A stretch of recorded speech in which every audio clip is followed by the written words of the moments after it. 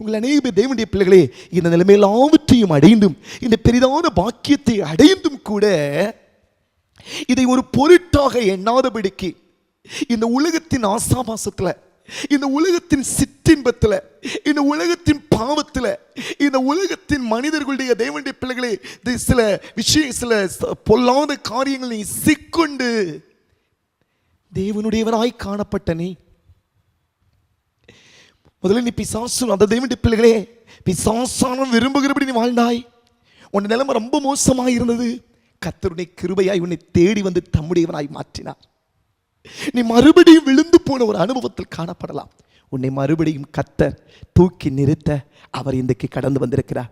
விழுந்து போன தாவீதின் கூடாரத்தை மறுபடியும் கட்டுவிக்கும்படியாய் சித்தம் கொண்ட தேவனாகிய கர்த்தர் உன்னுடைய குடும்பத்தை, ஹல்லேலூயா, உன்னுடைய வாழ்க்கையை, உன்னுடைய ஆவிக்குரிய வாழ்க்கையை, உன்னுடைய பூமிக்குரிய வாழ்க்கையை மறுபடியும் கட்டுவதற்கு என் ஆண்டவர் இந்த நாளில் உன் அருகில் அவர் வந்து நிற்கிறார். ஆமென், ஹல்லேலூயா.